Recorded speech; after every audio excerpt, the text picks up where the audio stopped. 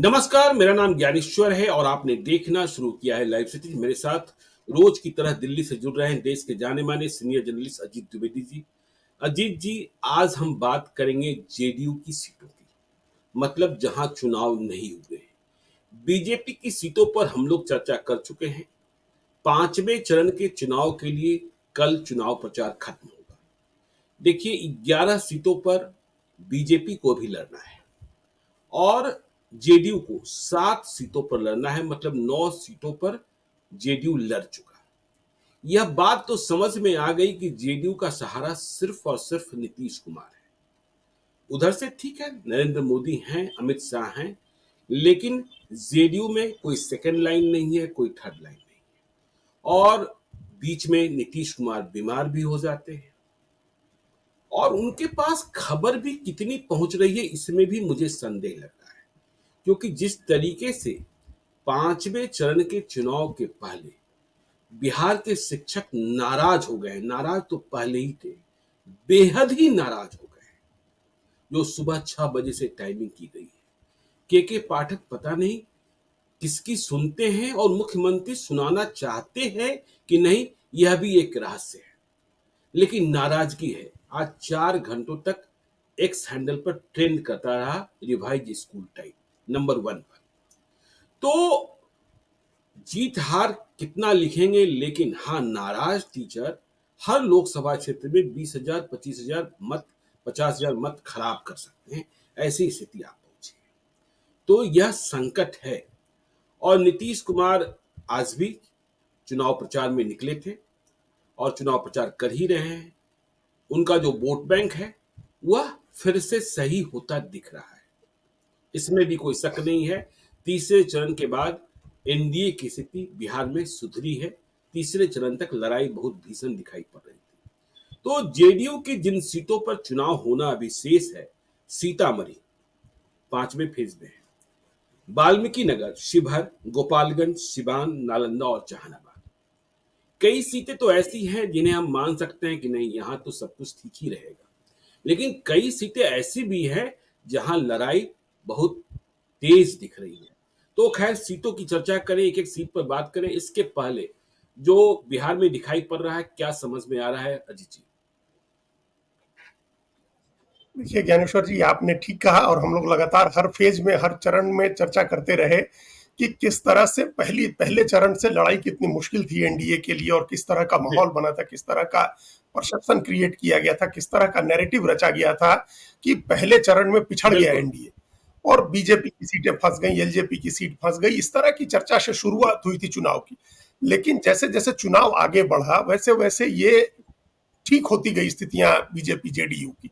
और जब दूसरे तीसरे चरण में जब आकर के लगा कि अब स्टेबलाइज हो गई चीजें, अब जेडीयू बीजेपी में जो अंदरूनी झगड़े थे वो काफी कम हो गए और उसके बाद 12 तारीख को पटना के रोड शो ने जो रही सही कसर थी वो दूर कर दी। एक तरह का जो समन्वय की कमी दिख रही थी, तालमेल की, वो कमी दूर हो गई। फिर हम लोगों ने नीतीश कुमार जब निकले, भाषण किया उन्होंने शिवहर में, हम लोगों ने उनके भाषण की भी चर्चा की। तो जो गलतफहमियां पैदा हो रही थी वो गलतफहमियां भी काफी हद तक दूर कर दी है नीतीश कुमार की उस सभा ने, उस रैली ने, उसके बाद उनके भाषणों ने, उनके आगे के कार्यक्रमों ने, बिना कोई सफाई दिए।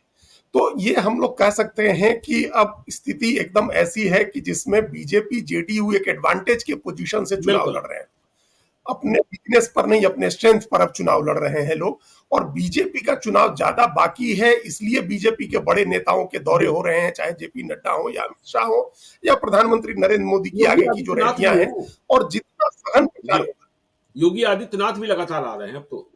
योगी आदित्यनाथ लगातार आ रहे हैं, तो जितना सघन प्रचार होगा उसका फायदा अल्टीमेटली जेडीयू को भी मिलेगा, एलजेपी को भी मिलेगा। तमाम जो अलायंस पार्टनर हैं उनका अगर वोट कंसोलिडेट होता है तो वो सबको फायदा मिलेगा। इस मामले में इसमें कोई संदेह नहीं है। आखिर आरजेडी के तरफ से तो सारी लड़ाई अकेले तेजस्वी लड़ रहे हैं और तो कोई लड़ नहीं रहा है। कांग्रेस के तरफ से तो हमको नहीं दिख रहा है कि प्रदेश का कोई नेता इस तरह की मेहनत कर रहा है।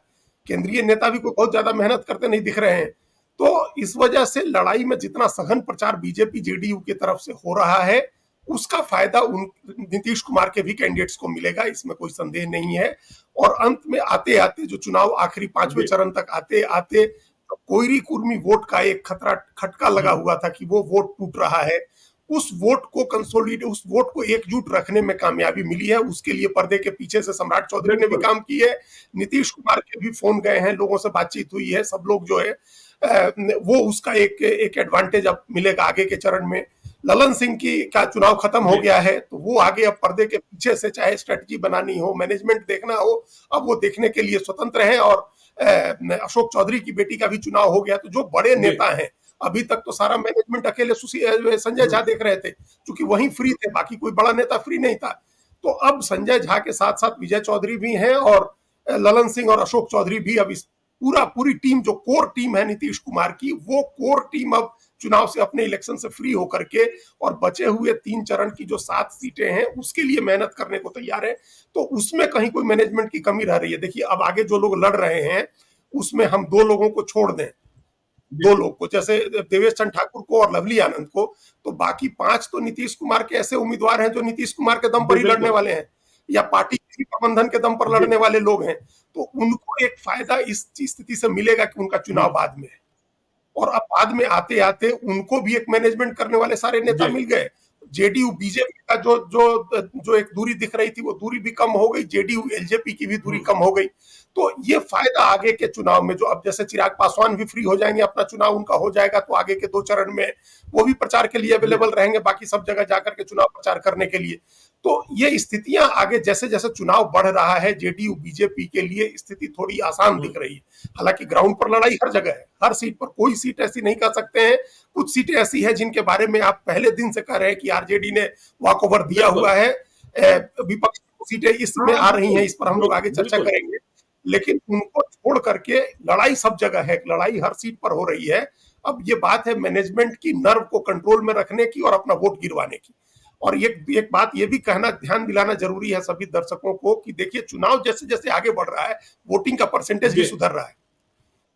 चौथे चरण में तो नेशनल एवरेज पिछली बार का था, उससे 3% ज्यादा जी। पोलिंग हो गई, 69% से ज्यादा पोलिंग हुई है चौथे चरण में। और ओवरऑल वोट का परसेंटेज भी अब 67 पहुंच गया, 66.9 जी। पहुंच गया है। तो जो पहले उदासीनता एक दिख रही थी, तटस्थता, हालांकि अब भी बहुत जोश नहीं लौटा है, ऐसा नहीं है कि लोग लोकतंत्र का उत्सव मनाने के लिए सड़क पर निकले हुए हैं, लेकिन जो एक उदासीनता थी, उस उदासीनता में थोड़ी कमी जी। आई है। एक, लोग वोट डालने निकल रहे हैं, तभी वोट का परसेंटेज बढ़ रहा है।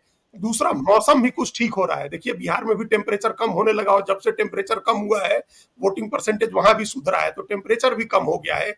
नेता भी अब अवेलेबल हैं कैंपेन करने के लिए, जेडीयू बीजेपी के।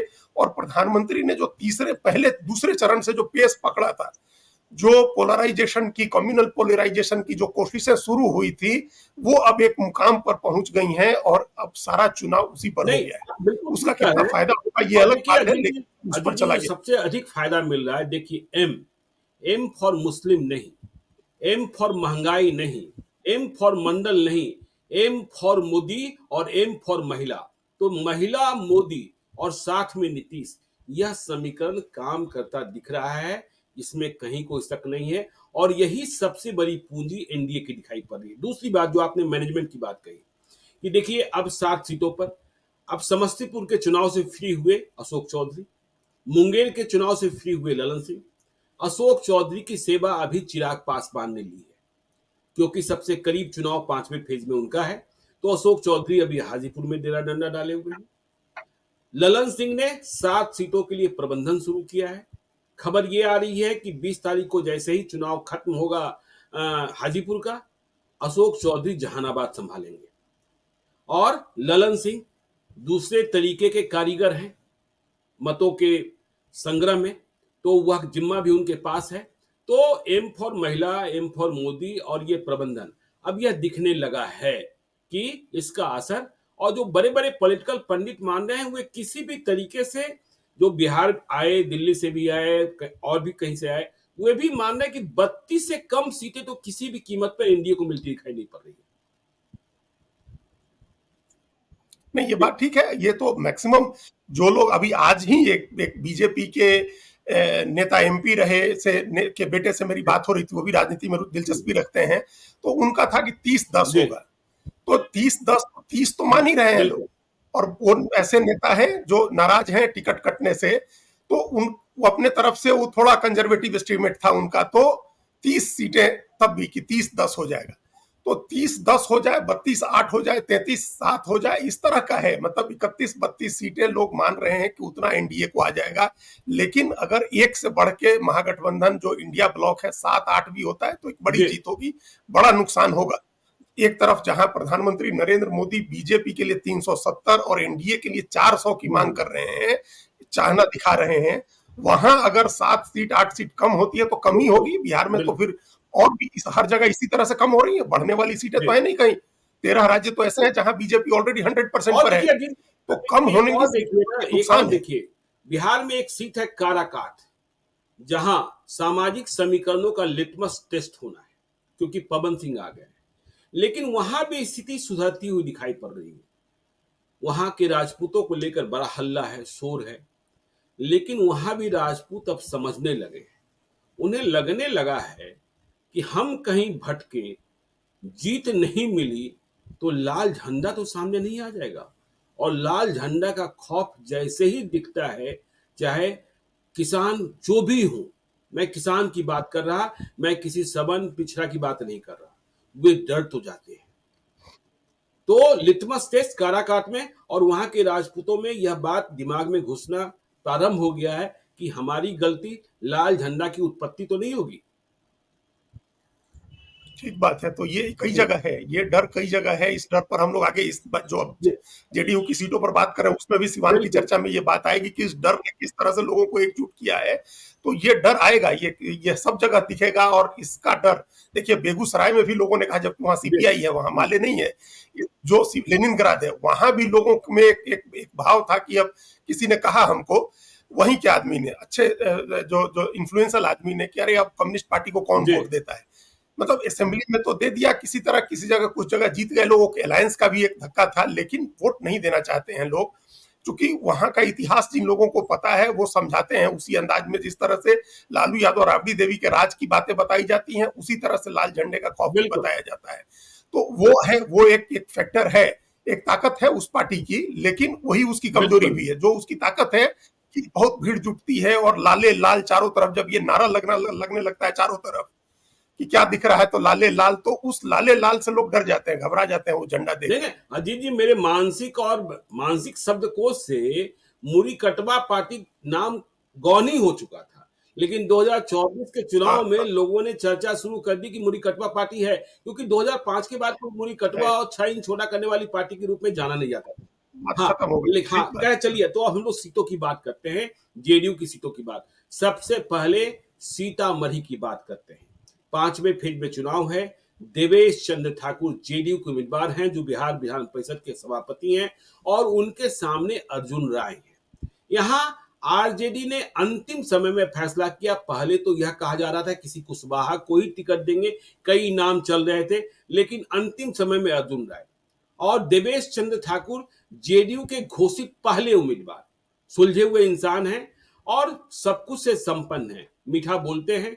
तो मां जानकी का शहर है सीतामढ़ी। तो फिर यहाँ की लड़ाई क्या दिख रही है और क्या समझी जा सकती है? अमित शाह भी आए, नीतीश कुमार भी आए, और बिल्कुल सब तेवर में हैं। देखिए, हम लोग पहले भी थोड़ी थोड़ी जी चर्चा इस पर करते रहे थे। और दिसंबर में जब दिल्ली में राष्ट्रीय कार्यकारिणी की बैठक हो रही थी जनता दल यू की, आप समझिए कि उसी समय देवेश चंद्र ठाकुर कैंडिडेट अनाउंस हो गए थे बिल्कुल सीतामढ़ी के लिए। उसी समय तब इस बात की भी चर्चा होती थी कि अभी तो अलायंस में है, इस अलायंस में है, उस अलायंस में है, तभी अनाउंस हो गया था कि सीतामढ़ी लड़ेंगे देवेश जी चंद्र ठाकुर। तो एक उनको जो एक मिलता है कि अच्छी अच्छी शुरुआत हम्म मिल गई, वो शुरुआत उनको पहले मिल गई। दूसरे, उनको किसी नेता के प्रचार की जरूरत नहीं थी, उन्होंने इतना काम उस इलाके में पहले से जी किया हुआ था। ये माना जा रहा था तो डिले हो गया उनके चुनाव लड़ने में लोकसभा का, वो काफी समय से काम कर रहे थे, उनको ज्यादा प्रचार की जरूरत नहीं थी। और उनके लिए अच्छी बात यह हो गई कि बीजेपी ने, माफ करिएगा, आरजेडी ने अर्जुन राय जी को कैंडिडेट बना दिया, तो उनकी लड़ाई और आसान हो गई। अगर वहां से कुशवाहा को बनाया गया होता, आप ध्यान करिए 2014 में कैसे 2014 में राम कुमार को कैंडिडेट को बनाया था उन्होंने, उपेंद्र कुशवाहा ने, और वो जी चुनाव जीत गए थे, जबकि उस समय जेडीयू अलग हम्म लड़ रही थी, आरजेडी अलग थी। तो ये तब उनकी लड़ाई थोड़ी होती, क्योंकि कोई एक कोर वोट जेडीयू का हम्म टूटता उनसे। अब उनके सामने कोई चुनौती नहीं है। अर्जुन राय कुल मिलाकर के सिर्फ अपने समीकरण जो एमवाई का समीकरण है मुस्लिम यादव का, वो वोट ले रहे हैं, उसके अलावा उनको कोई वोट अरे नहीं जा उसमें भी रहे। देखिए, आप ये उसमें भी सिंपल अर्जुन राय को नहीं पसंद करने वाले वहां कई और यादव नेता हैं जो टिकट के अलावा सीताराम यादव है, हो चाहे लेकिन जो हो। जी है काफी, वो भी है, उसमें भी टूट होगा। राष्ट्रवादी जो यादव हैं, जो राष्ट्रवाद के नाम पर, हिंदुत्व के नाम पर वोट करते हैं बीजेपी को, वो जी लोग भी है। और नाराजगी में भीतरघात करने वाले, नाराजगी में उनको हरवाने की कोशिश करने वाले भी लोग हैं। लेकिन अगर सब भी वोट मिले तब भी अर्जुन राय तो टोटल 30% वोट पर चुनाव लड़ रहे हैं और देवेश चंद्र ठाकुर 70% पर जी चुनाव लड़ रहे हैं। तो कैसे लड़ाई होगी? 70% में उनका वोट बहुत ही खराब होगा, तब भी 50% से ऊपर बिल्कुल। मिलेगा उनको। और इनके 30% में से बहुत अच्छा मिलेगा तो 24-25% मिलेगा। आप देखिएगा, इससे कम का अंतर नहीं होगा। सीतामढ़ी में जीत हार का 24-25% के अंतर से जीत हार हाँ होगी नहीं, वहां। कुछ देवेश चंद्र ठाकुर कुछ चौबीस मल्लाह पच्चीस मतदाता परसेंट वोट जुड़ से जाए, आगे इस हैं। बात की उम्मीद लगती है। और कुछ हाँ बहुत जी बहुत जी कम, बहुत कम, बहुत कम। वहां कोई ऐसी लड़ाई का ऐसा माहौल नहीं बना। हम तो लगातार वहां, चूंकि किसी और दूसरे कारण से हम उसको जी फॉलो कर रहे हैं, उस कॉन्स्टिट्यूएंसी को, और बात कर रहे हैं हम लोगों से। हमने कहा कि 30% वोट पर लड़ रहे हैं और 25-26%, 28%, उससे ज्यादा वोट नहीं आता दिख रहा है। जी अब कोई बहुत मोबिलाइजेशन 2 दिन में हो जाए तो 30% आ जाए, चलिए तब भी 20% से ऊपर ठीक का है। अंतर होगा। देवेश चंद्र ठाकुर सीतामढ़ी की में देवेश चंद्र मोस्ट ठाकुर चुनाव कंफर्टेबल प्रचार कैंडिडेट में एज भाजपा लेते के हुए लिए। दिखाई पड़ रहे हैं। हम बताएंगे, कल भी बताएंगे जब चुनाव प्रचार खत्म होगा कि आखिर में क्या स्थिति हाँ, बनी। चलिए आगे चलते हैं। चंपारण वाल्मीकि नगर, बिहार में सीट नंबर 1। वाल्मीकि नगर में सुनील मेहता फिर से जेडीयू के उम्मीदवार हैं। आरजेडी की ओर से दीपक यादव हैं जो पहले बीजेपी में थे, अंतिम समय में उन्होंने पार्टी छोड़ी और तेजस्वी यादव ने उन्हें उम्मीदवार बना दिया। सम्राट चौधरी ने कल बहुत बड़ा तंज भी कसा था। चुनाव के बाद देखेंगे ऐसे लोगों को। और देखिए, जैसे ही इंडिया ब्लॉक ने दीपक यादव को उम्मीदवार बनाया, वाल्मीकि नगर का पूरा समीकरण ही गड़बड़ हो गया। क्योंकि ब्राह्मण कहते हैं कि वाल्मीकि नगर की सीट तो हमारी, वे दावा करते रहे हैं, वहां मजबूती से लड़ते रहे हैं। केदार शाश्वत लड़े, ठीक है, वे अच्छे मतों के अंतर से हारे। लेकिन जब उपचुनाव हुआ तो प्रवेश मिश्रा बहुत कम मतों से हारे। हाँ। और देखिए, मुझे एक बात याद आती है बिहार प्रदेश कांग्रेस कमेटी के अध्यक्ष अखिलेश प्रसाद सिंह की, कि प्रवेश मिश्रा को टिकट देने के पहले हमने गुप्तेश्वर पांडे डीजीपी को न्योता दिया था उस उपचुनाव के लिए। वे बक्सर में धोखा खा चुके थे। यदि गुप्तेश्वर पांडे ने चुनाव लड़ लिया होता, प्रवेश मिश्रा को तो पहचान बताने में भी समय लगा, तो गुप्तेश्वर पांडे उस उपचुनाव को जीत गए होते, सांसद बन गए होते। तो वहां का पूरा समीकरण गड़बड़ है। देखिए, जेडीयू अपने आधार वोट पर है, बीजेपी का साथ है। सतीश चंद्र दुबे भी राज्यसभा में हैं, इसलिए उनकी नाराजगी की कोई वजह है नहीं। तो अब वाल्मीकि नगर की स्थिति क्या बनती हुई दिखाई पड़ती है? देखिए, वाल्मीकि नगर वो सीट है जिसके बारे में आपने सबसे पहले कहा था, और हमने जो रिपोर्ट वहां से ली लोगों से, जो लोग जी नरकटियागंज में रहते हैं, रामनगर में रहते हैं, बगहा में रहते हैं, जो वहां, तो सबका कहना था कि ये वॉकओवर कर दिया बीजेपी, जेडीयू, जी आरजेडी ने। पता नहीं किस कंसीडरेशन में, कोई पॉलिटिकल फैसला नहीं था। उनको दीपक यादव को टिकट देना कोई पॉलिटिकल फैसला नहीं है, कोई राजनीतिक फैसला नहीं है। जब जब तेजस्वी यादव ऑलरेडी 8-9 यादव को टिकट दे जी चुके हैं, फिर वाल्मीकि नगर में क्यों यादव कैंडिडेट बिल्कुल। देना है? ये किसी के समझ से परे है। और वो आप अगर इक्वेशनल वोट को ध्यान में रख करके अगर टिकट दिया रहता तो कोई कोई इक्वेशन नहीं था यादव को टिकट देने का। और वो भी ऐसे यादव को जो एक बिजनेसमैन है, कारोबारी हैं, बाहर के हैं, और बहुत सारी ग्राउंड रियलिटीज से उनका कोई जी परिचय नहीं, कोई परिचय नहीं है। हमको तो और एक जो अगर व्यक्ति, एक उन्हीं बड़े को उन्हें नेता मत याद। मिले थे, वह तो बसपा का मत था ना, वह बसपा का मत। हाँ हाँ, वो तो बसपा का वोट जी कहीं भी मिल जाता है। हम लोग कल परसों भी बात कर रहे थे, उसका जितना कोर वोट है और उत्तर प्रदेश से लगती हुई जी सीमा है, उसका इन्फ्लुएंस रहता है, वहां उनको वोट मिल जाता है, मिल गया, वो बसपा के कैंडिडेट्स को मिल जाता है वो। और अभी भी जो वोट जी मिलेगा उनको, वो विशुद्ध रूप से आरजेडी के समीकरण का वोट मिलेगा, उसके अलावा उनको कोई वोट नहीं मिलेगा। आरजेडी के समीकरण का भी सब पता नहीं मिलेगा कि नहीं मिलेगा। तो ये वॉकओवर वाली सीट है।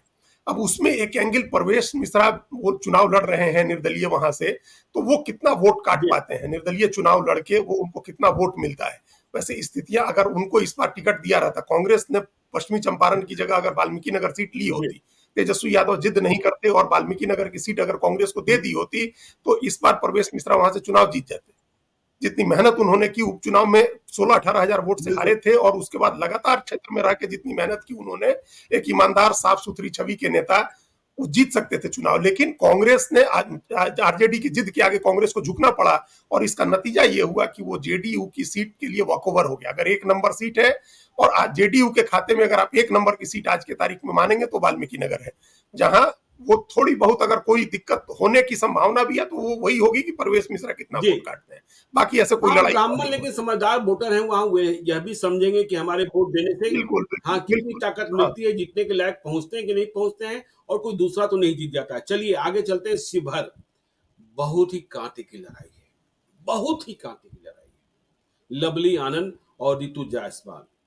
लवली आनंद तो पहले भी लड़ चुकी हैं, रितु जायसवाल नई नहीं है, लेकिन वैश्य मतदाताओं में जो नाराजगी है टिकट कम करने को लेकर, तो यहां लड़ाई भीषण दिखाई पड़ रही है और कुछ भी अनुमान कर पाना, क्योंकि आप जिधर जाएंगे, जिनकी पट्टी में जाएंगे, वे उतने ही तेज गोलबंद दिखाई पड़ते हैं। क्षत्रिय गोलबंद दिखाई पड़ रहे हैं, वैश्य भी गोलबंद दिखाई पड़ रहे हैं। और जब अमित शाह इधर आए तो उन्हें यह कहना पड़ा। देखिए, जब हम और आप कहते हैं कि बीजेपी बनिया की पार्टी कही जाती थी, तो लोगों को आपत्ति हो जाती है कि बनिया शब्द का इस्तेमाल क्यों कर रहे हैं। लेकिन कल जब अमित शाह आए तो उन्होंने कहा मैं बनिया का बेटा हूं और पूरा हिसाब किताब लेकर आया हूं, तो उनके कहने पर किसी को आपत्ति नहीं होगी। हाँ, बुरा बुरा नहीं नहीं लगता, लगता। नहीं बुरा लगता है, हाँ, ठीक अब बात देखिए गोपालगंज के है। नेता हैं, उनका नाम ही है जनक चमार। बाद में उन्होंने जनक हाँ, राम लिखना लेकिन आप शुरू चमार किया जी। कहिए। बाद में उन्होंने जनक राम लिखना शुरू हाँ, किया। यदि हम और आप चमार कह देते हैं तो लोगों को आपत्ति हो जाती है। अब उनका नाम, ये नाम तो हम नहीं बदल सकते हैं ना। ठीक है, आज नहीं बदल आज सकते वे हैं ना, लिख रहे बिल्कुल। हैं जनक राम ना। नहीं, अभी भी कई जगह उनका नाम वही आता है, आप कई बार गूगल में सर्च करिए तो जनक जी चमार ही लिखा हुआ जी। आता है। उन्होंने अपना वही नाम रखा था। बिल्कुल। हाँ, बहरहाल तो खैर, ये जो आपने शिवहर की बात की है, हॉट जी सीट है। हॉट सीट है, बिहार की 40 में से सबसे इंपॉर्टेंट सीट्स बिल्कुल। में से है, 2 4 5 सीट जिसको आप मान सकते हैं, उस तरह की सीट है। और ये सीट देखिए कितने दिन से इस सीट को लेकर के कितनी तरह की कहानियां हुई, किस तरह से विश्वास मत पर चेतन आनंद ने पाला जी बदला, फिर उनकी उनकी एंट्री हुई जेडीयू में और लवली आनंद को टिकट दिया नीतीश कुमार ने, उनके लिए वोट मांगने पहुंचे, अपना 30 साल पुराना संबंध बताया, वो जी सारी चीजें हैं। लेकिन क्या हुआ कि शिवहर में टिकट कटी रमा देवी की, वैश्य समाज की बड़ी जी नेता है, बड़ा नाम है, सम्मानित परिवार है, जी। पृष्ठभूमि है एक। और सीतामढ़ी में सुनील कुमार पिंटू की टिकट कट गई, वो भी वैश्य सुनील समाज कुमार के हैं। पिंटू का बयान तो भी आ जो गया, एक, सुनील कुमार पिंटू का बयान आ गया कि बीजेपी वालों ने मुझे कहा था कि आप शिवहर जाइए, और मेरे साथ खेला हो गया। हाँ, तो ये खेला जी तो हो गया, अब वो खेला होने का मैसेज पहुंच गया कि दो दो वैश्य के जी। साथ खेला हो गया, दो दो बनिए के साथ।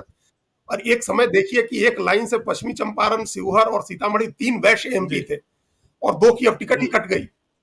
तो अब तो एक ही लड़ रहा है ना, अभी तो लड़ाई में है वो भी। तो अब वैश्य समाज इसको लेकर के चिंता में है कि अगर रितु जायसवाल आई हैं तो कम से कम एक की जीत हम लोग सुनिश्चित करें यहां से जी आरजेडी से। तो वैश्य पूरी ताकत लगा रहे हैं वहां। उसी अंदाज में आपने कहा जैसे ठाकुर गोलबंद हो गए हैं लवली आनंद के लिए, ठीक है, ठाकुर गोलबंद हो गए। एक जो रिपोर्ट है ग्राउंड की, आपको भी रिपोर्ट होगी कि ब्राह्मण में एक नाराजगी है ठाकुर का कुआं वाली बात को लेकर के। जो जो कहा मनोज झा जी ने कविता पढ़ी थी और जिस तरह के कि हमले उनके ऊपर हुए थे, तो वो एक नाराजगी, ज्यादा नहीं है, 70% 60% रघुनाथ अभी भी पूरी तरह जयप्रकाश से है, हो सकता है और भी आगे लोग आ जाए। ने घर वापसी कर ली है, नवनीत ने आरजेडी में। हाँ, जी आरजेडी में तो वो उनका भी एक आधार है बिल्कुल। पुराना। तो एक जो 30% के करीब, आज की रिपोर्ट ये थी कि 30% के करीब ब्राह्मणों में एक दुविधा है कि ये इन लोगों ने जीभ खींच लेने और मार डालने की बातें कही थी मनोज झा जी के लिए, तो वोट करें जी न करें। हालांकि उनके लिए भी एक मुश्किल है आरजेडी के लिए वोट करना, लालटेन छाप पर जाकर के जी वोट देना, लेकिन फिर वो उदासीन हो सकते हैं। तो वो एक एक रिपोर्ट वहां मिली है। लेकिन वैश्य की गोलबंदी जो है, एक अंदाजा है ज्ञानेश्वर जी की ऑलमोस्ट 25% जी। वोट है, जिसमें कानू और जायसवाल और तलवार के तेली, तमाम जातियां, जितनी जातियां हैं, कलवार, कानू, जायसवाल, सब मिलाकर के 20-25% के करीब वोट, यानी 4-5 लाख वोट।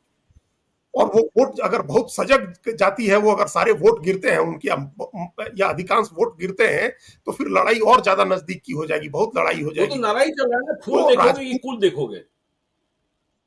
हाँ वही फूल देखोगे कुल देखोगे का नारा जी चल रहा है, तो वैश्य तो हो जी रहे, एक पैर पर खड़े हो रहे हैं, साधन संपन्न है, लोगों को मोबिलाइज भी जी कर रहे हैं, 4 आदमी का वोट गिरवाने की क्षमता हम्म, होती है। लेकिन नीतीश कुमार के जाने के बाद, बेलसंड जाने के बाद एक हवा बदली, राजपूतों के साथ भूमिहार भी आए हैं साथ में, 70% के करीब ब्राह्मण अभी लोग मान रहे हैं, हो सकता है कि वो कुछ और बढ़ जाए। और जो अत्यंत पिछड़ा का वोट है, जो महादलित का वोट है, वो जो चुपचाप साइलेंटली वोट करता है, और महिलाओं का जो वोट है, महिला होने का एक एडवांटेज, हालांकि दोनों महिलाएं ही हैं, लेकिन लवली आनंद के साथ पुराना जुड़ाव वहां रहा है लोगों का, उस कॉन्स्टिट्यूएंसी के लोगों का।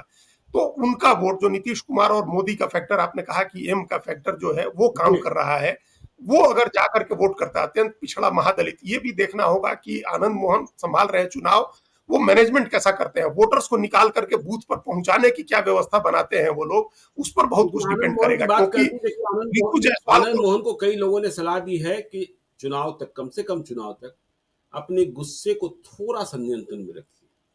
और देखिए दूसरी बात जो कही जा रही है रितु जायसवाल के बारे में, कि रितु जायसवाल दिल्ली में रहती थी, शादी के बाद उनके पति आईआरएस, वह दिल्ली छोड़कर बिहार आई और अपने ससुराल में जाकर मुखिया का चुनाव जीती। और एक पंचायत का कायाकल्प कैसे होता है, यह बात रितु जायसवाल ने दिखाई। तो प्रचार और काम बताने का एक तरीका यह भी है। नहीं ये है एक एडवांटेज जी उनके साथ है, यंग है, बाहर उन्होंने एक एक्सपोजर है बाहर का, वो सब काम किया जी मुखिया के तौर पर ग्राउंड लेवल पर। और हम जो बात जो हम कह रहे थे कि आनंद मोहन जी को वोट अपना निकलवाने, वोट बहुत है, बीजेपी जेडीयू के पास वोट का बहुत बड़ा जी आधार है, हमेशा बड़ा आधार रहा है, उसको वोट डलवाना बिल्कुल है। रितु जायसवाल को अपना वोटर निकालने में कोई मेहनत नहीं करने की जरूरत है, कोई मेहनत, उनका वोटर अपने आप जी निकलेगा, जितना वोकल है, जितना हम्म, एग्रेसिव है, वो अपने आप निकलेगा, वैश्य भी अपने आप निकलेगा, यादव और मुसलमान भी अपने जी आप निकलेंगे। उनके साथ अगर मल्लाह का भी कुछ जुड़ता है तो वो भी अपने आप निकलेगा। उनके वोटर की जरूरत नहीं है वोट पर, बूथ पर ले जाने और हम्म, वोट पड़वाने की, वो जरूरत जेडीयू को है। तो लवली आनंद, आनंद मोहन और चेतन आनंद खुद वहां बैठे हैं, वहां के एमएलए हैं, वो ये लोग कैसा मैनेजमेंट करते हैं मतदान तक, मतदान केंद्र तक लोगों को ले जाने का, अपना वोट पड़वाने का, इसी से तय होगा चलिए तो नतीजा। देखिए सी भर इसी से तय होगा। आगे चलते हैं गोपालगंज सुरक्षित सीट। यहाँ के मौजूदा सांसद हैं डॉक्टर आलोक कुमार सुमन, जेडीयू के नेशनल ट्रेजरर भी हैं। और देखिए इनके खिलाफ गुस्सा गोपालगंज की जनता बहुत थी और सबक सिखाना चाहती थी। लेकिन आज इस कार्यक्रम को पहल करने के पहले हमने गोपालगंज में कई लोगों से बातचीत की। लोगों को इस बात का अफसोस है कि इंडिया ब्लॉक ने उम्मीदवार ही नहीं दिया। इंडिया ब्लॉक की ओर से वीआईपी का उम्मीदवार है चंचल पासवान, जिसके बारे में कहा जा रहा है कि वे राजनीतिक रूप से बच्चा नहीं कच्चा है। और उनके मामा ओवैसी की पार्टी से चुनाव लड़ रहे हैं, शायद वो मुस्लिम है, ठीक है, रिश्ते में लगते हैं। तो यहां का चुनाव जो बहुत भीषण हो सकता था, वह चुनाव बिल्कुल आसान सा हो गया लगता है। देखिए जो आधार वोट है लालू यादव का गृह जिला है, और यह बात तो तय ही है ना कि आप चाहे जिसे उम्मीदवार बना दें इंडिया ब्लॉक का, उनके पास 26, 27, 28% मत तो है ही ना। लेकिन लड़ाई बहुत नहीं रह गई है, गुस्सा था लेकिन उम्मीदवार ही नहीं। ये भी वो सीट है, हमको ध्यान आ रहा है, जो वाल्मीकि नगर के साथ जब सीटों का अनाउंसमेंट हो रहा था, तो आपने कहा था और फिर हमने कई जगह से बात करके इस बात की जी पुष्टि की कि ये वॉकओवर हम्म, वाली सीट हो। ये जब वीआईपी ने अपनी सीटें बांटी, तो वो उसने एक तरह से वॉकओवर दे दिया जेडीयू को। उनका कैंडिडेट अभी बहुत, मतलब एक तो आधार जो भी है, लेकिन जो जिस तरह के मैनेजमेंट की जरूरत होती है, समझदारी की जरूरत होती है, जिस तरह से राजनीतिक परिपक्वता की जरूरत होती है लोकसभा चुनाव का, वो भी बिहार जैसे पॉलिटिकली जागरूक लोगों के प्रदेश में लड़ने बिल्कुल के लिए, वो नहीं है। वो उनको, उनकी वो राजनीतिक परिपक्वता नहीं है चंचल की, और उनके साथ उस इलाके की बहुत समझ नहीं है, भौगोलिक या सामाजिक समझ नहीं है जबकि उनको रहने उस वाले इलाके थाने की। के हैं, उनके पिता बीजेपी के वर्कर रहे हाँ, हैं, लेकिन वो कह रहे हैं, लोग कह रहे हैं कच्चा है। ठीक है। हाँ, तो वही जी वही कह रहे हैं ना कि पहले से एक कुछ तो बैकग्राउंड होना जी चाहिए पॉलिटिक्स का। आपको उस कोई पॉलिटिकल बैकग्राउंड अपना नहीं है पर्सनल, की आप कहीं जाएं, आपको क्षेत्र की चौहद्दी नहीं पता होगी, भूगोल नहीं पता होगा, सामाजिक समीकरण क्या पता नहीं है, कैसे आप उसको साधेंगे। आप चले गए समीकरण के वोट पर जी लड़ रहे हैं, और समीकरण का वोट 30% से जी ज्यादा नहीं है। तो उस ऐसी स्थिति में वो जेडीयू को एक तरह से, जो आलोक सुमन के खिलाफ जो नाराजगी थी, लोगों का गुस्सा था, एंटी इनकम्बेंसी थी, वो सब भूल करके लोग क्या करेंगे, मजबूरी है लोगों को कि लोग गालियां बिल्कुल देते रहेंगे और वोट बिल्कुल करेंगे। तो ये गोपालगंज की स्थिति है, गोपालगंज में कोई बहुत लड़ाई नहीं है। लड़ाई होने चलिए की गुंजाइश हमको चलिए नहीं। देखिए, जहां लड़ाई है वहां की बात करते हैं, अब सिवान की बात करते हैं। डॉक्टर राजेंद्र हाँ, प्रसाद का सिवान, शहाबुद्दीन का सिवान, अब दोनों नहीं है। दोनों की तुलना करना भी बेकार है। कहाँ एक आसमान, कहाँ एक पाताल।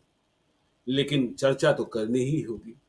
और यहाँ इस बार लड़ाई, लोग कह रहे हैं नीतीश कुमार की गलती की वजह से, उम्मीदवार चयन में जो चूक हुई है, यहाँ लड़ाई त्रिकोणीय हो गई। निर्दलीय हीना साहब, फिर जेडीयू से रमेश सिंह कुशवाहा की पत्नी विजय लक्ष्मी देवी कुशवाहा। देखिए, बताना पड़ रहा है रमेश सिंह कुशवाहा की पत्नी विजय लक्ष्मी देवी कुशवाहा। और रमेश सिंह कुशवाहा कौन? पुराने माले वाले, जिनके पिता के बारे में कहा जाता है कि वो माले को लेकर सिवान आए थे। और जैसे ही माले की चर्चा होती है, शहाबुद्दीन याद आ जाते हैं, खूनी संघर्ष याद आ जाता है। तो बिल्कुल विभाजन रेखा है। जिन लोगों ने शहाबुद्दीन का साथ छोड़ दिया था, वे हिना साहब के साथ जुड़ते दिखाई पड़ रहे हैं। तो ये जेडीयू के भीतर सेंधमारी है। अब ये चुनाव तक रहेंगे नहीं रहेंगे, मैं इस बात को नहीं जानता हूं। बहुत कोशिश की जा रही। और जो मैनेजमेंट की बात आपने कही, लेसी सिंह वहां पहुंच चुकी हैं, राजपूतों को समझाने का प्रयास किया जा रहा है, मंगल पांडे पहुंच चुके हैं, ब्राह्मणों को समझाने का प्रयास किया जा रहा है। तो ये कोशिशें जारी हैं और चुनाव का असली रंग तो दिखता है चुनाव प्रचार खत्म होने के बाद। अवध बिहारी चौधरी आरजेडी के उम्मीदवार है। तो ये त्रिकोणीय मुकाबला है। और इस त्रिकोणीय मुकाबले में लड़ाई, यदि आप ये कहें आमने सामने की लड़ाई की बात करनी हो, तो फिर वो हीना साहब और विजय लक्ष्मी देवी कुशवाहा में ही है। बिल्कुल, ये बात ठीक है आपकी, चूंकि उनके साथ जो एक आपने आपने ये इक्वेशन पहले भी समझाया था कि वहां यादव मुसलमान साथ में नहीं वोट करते। नहीं करते हैं, वो उसके ऐतिहासिक जी कारण है, उस कारण से। और तो अब अवध बिहारी चौधरी अब सिर्फ यादव एमवाई में सिर्फ वाई वोट को जी। लेकर के अपने अपने पाले में हम्म, खड़े हैं कि उनके साथ मुसलमान जाएगा। दूसरी तरफ हिना साहब के साथ जो किसान हैं और जो माले से, जो आपने कहा लाले लाल होने के डर से, मुड़ी कटवा पार्टी के डर से जो लोग जूझते जी रहे हैं बरसों से, दशकों तक जिन लोगों ने उसका सामना किया है, वो अब फिर नहीं चाहते हैं कि वापसी हो बिल्कुल। उन दिनों की। लेकिन वो एक डर है काफी कि वापसी हो सकती है, और एक बार पैर जमने के बाद तो फिर कब मुक्ति मिलेगी जी कौन जानता है। मुक्ति नीतीश कुमार ने ही जी। दिलवाई थी, ये भी सब लोग जानते हैं कि जब नीतीश कुमार की ही सरकार आई तो सिवान के लोगों ने चैन की सांस ली, हाँ, चाहे माले जिस को तरह भी से ठंडा ली। किया गया और तो शहाबुद्दीन को भी ठंडा किया गया। साबुद्दीन को भी जी वही कह रहे हैं कि दोनों दोनों स्थितियों में दोनों तरह से जो है वो चैन की सांस लोगों ने तभी ली जब नीतीश जी। कुमार आए। लेकिन अब नीतीश कुमार ही फिर उस समय का चक्र उल्टा हाँ, घुमा रहे हैं।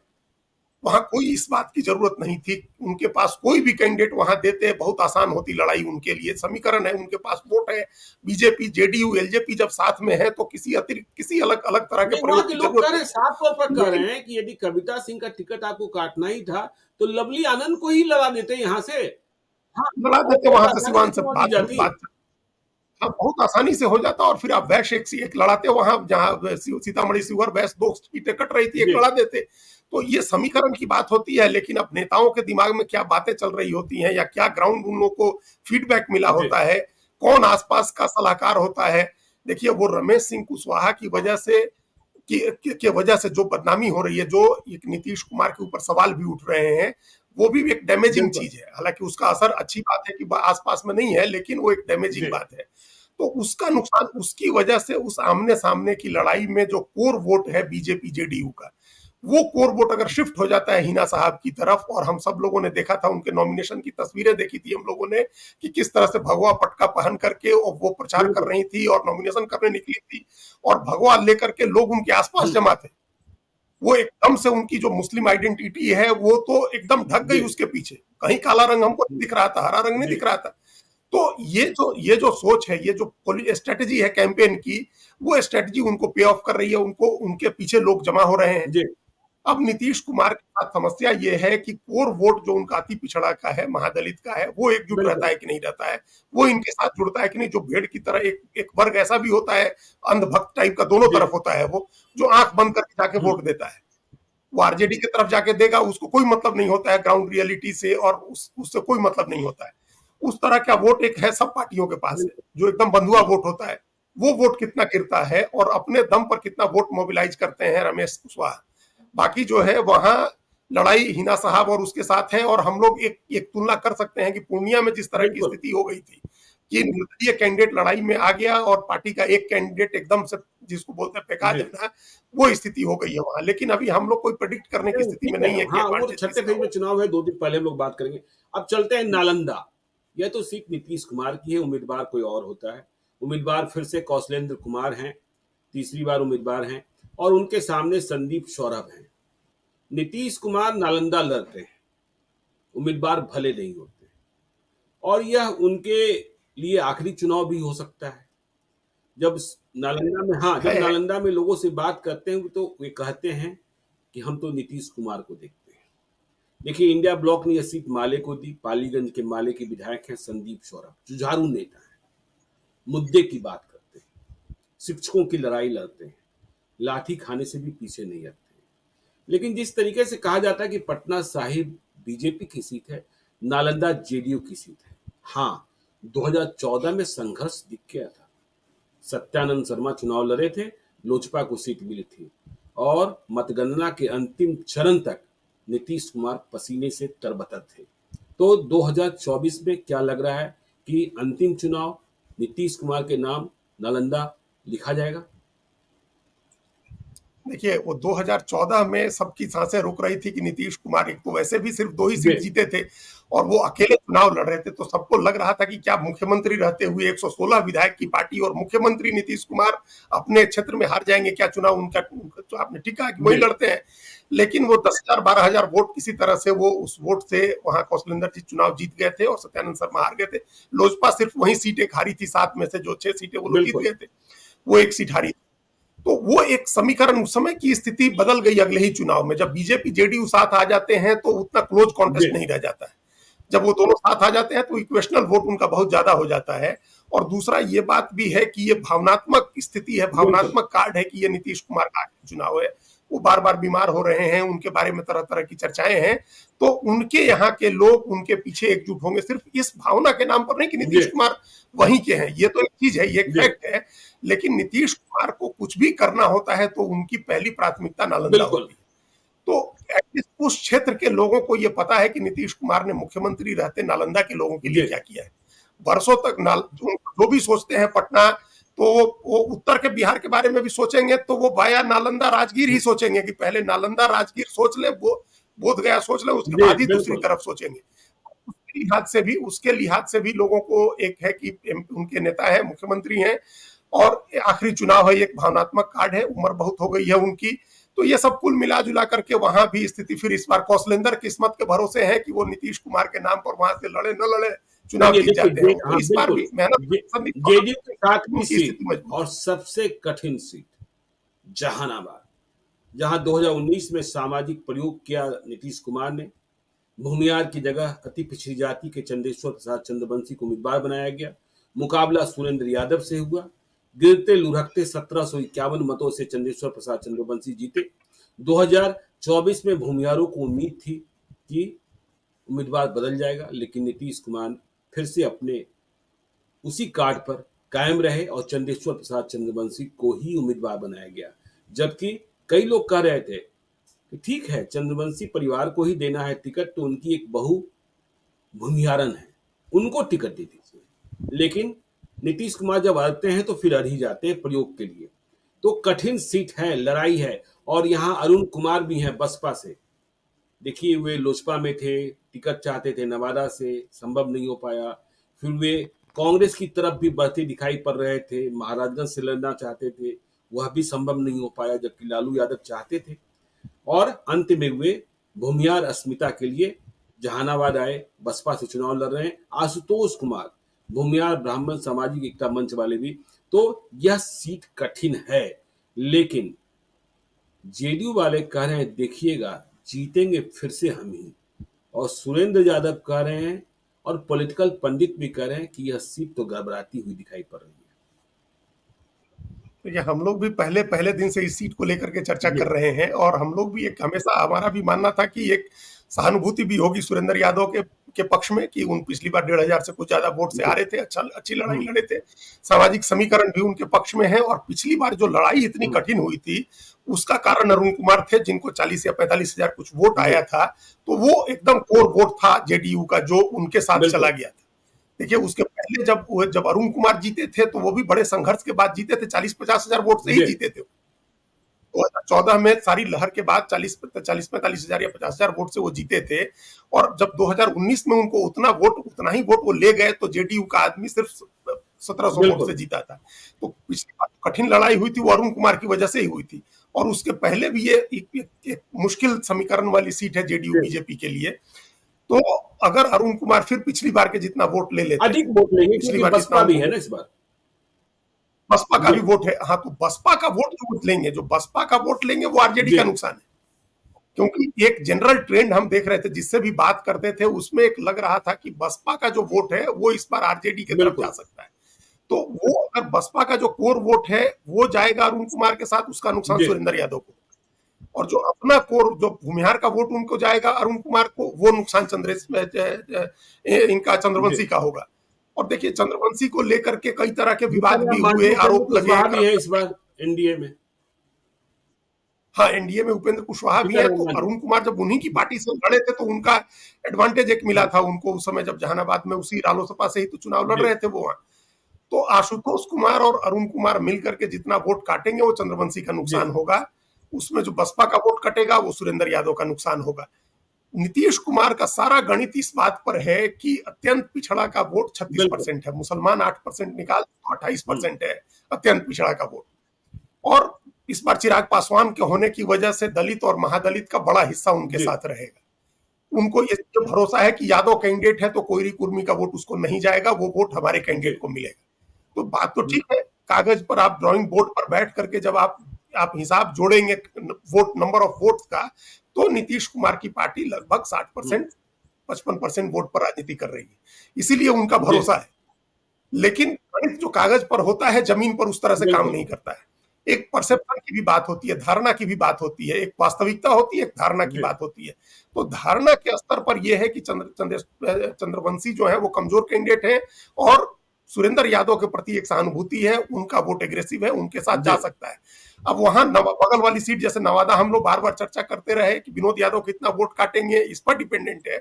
उसी तरह से अरुण कुमार कितना वोट काट लेते हैं, आशुतोष कुमार को कितना वोट आता है, इस पर जेडीयू के उम्मीदवार क्या का भविष्य निर्भर चलिए, है। तो देखिए इस पर निर्भर है। देखिए आज हमने जेडीयू की 7 सीटों का हाल बताया है, बाकी जो बची हुई सीटें हैं लोजपा की सीट है, राष्ट्रीय लोक मोर्चा उपेंद्र कुशवाहा की सीट है, उन पर भी हम चर्चा करेंगे आगे। कल चुनाव प्रचार खत्म होगा 5वें चरण के लिए, तो उस पर भी हम विस्तार से बात करेंगे। आप देखते रहिए लाइव सिटीज को। यदि अब तक आपने हमारे यूट्यूब चैनल लाइव सिटीज को सब्सक्राइब नहीं किया है तो जरूर कर लीजिएगा, और यदि इस वीडियो को आप फेसबुक पेज के माध्यम से देखकर तो पेज को लाइक कीजिएगा, ट्विटर पर भी हमें फॉलो कीजिए। धन्यवाद।